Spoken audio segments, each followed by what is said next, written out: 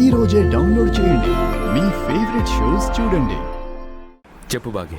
ఏమండి, చిత్ర వినోద్ని వెంకటేశ్వర స్వామి గుడిలో పెళ్లి చేసుకోవాలని చూస్తుందండి. నీకెలా తెలుసు? అంటే మీకు ముందే తెలుసా అండి? ఇందాకే తెలిసింది. అక్కడికే వస్తున్నాను. అవునా అండి? ఏమండి, నేను అత్తయ్య మావయ్యలతో ఇక్కడే ఉన్నానండి. అమ్మ వాళ్ళకి విషయం తెలుసా? లేదండి, నాకు కూడా ఇప్పుడే తెలిసింది. మీకు చెప్పిన తర్వాత చెప్దామని చెప్పి వెయిట్ చేస్తున్నాను. సరే, నేను వచ్చేస్తున్నాను. ఇవాల్టితో చిత్రని వినోద్ లైఫ్లో నుంచి పర్మనెంట్గా దూరం చేద్దాం. సరే అండి.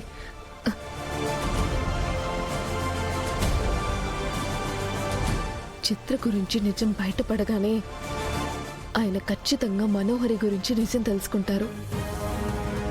అమ్మా బాగి,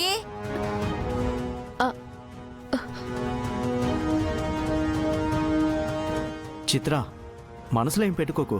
ప్రశాంతంగా గుడికొచ్చాం. ఇక్కడ కూడా ప్రశాంతంగా ఉండకపోతే అసలు ఏం బాగుంటుంది? ఏం మాట్లాడవేంటి చిత్ర? చిత్ర చిత్ర చిత్ర చిత్ర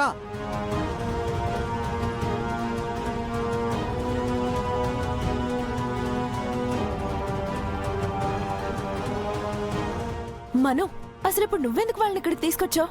నేనెందుకు వాళ్ళని తీసుకొస్తాను? వాళ్ళే గుడికి వెళ్ళాలి, డ్రాప్ చేయని నన్ను ఇక్కడికి తీసుకొచ్చారు. అసలు నువ్వు ఇంకా పెళ్లి చేసుకోకుండా ఏం చేస్తున్నావు?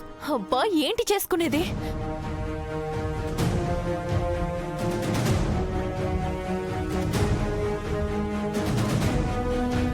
ఇంట్లో మాట్లాడినప్పుడు అమ్మ వాళ్ళతో నేను మాట వరుసకి పారిపోయి పెళ్లి చేసుకుంటా అన్నందుకు నేనెంత బాధపడ్డానో నాకే తెలుసు.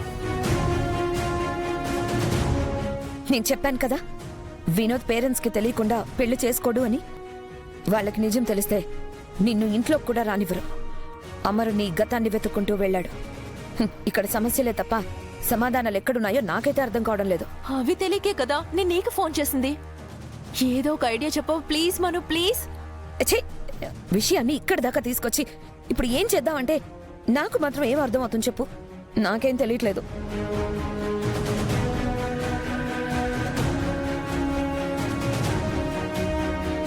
అదుగో ఆ రాక్షసి ఇచ్చే వస్తుంది. పసగట్టేసినట్టుంది. పద వెళ్దాం.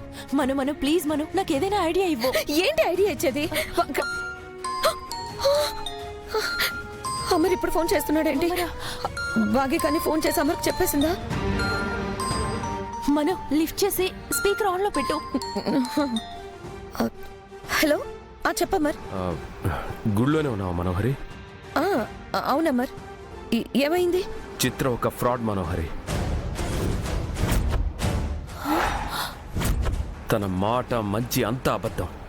ఆ అబద్ధాన్ని చూపించే వినోద్ తనని ప్రేమించేలా చేసింది. ఇప్పుడే ఇంకో మోసంతో వినోద్కి భార్య అవ్వాలని చూస్తుంది. వినోద్కి నిజాన్ని చెప్పడానికి చిత్రని దత్తత తీసుకున్న తల్లిదండ్రుల్ని తీసుకొని వస్తున్నాను.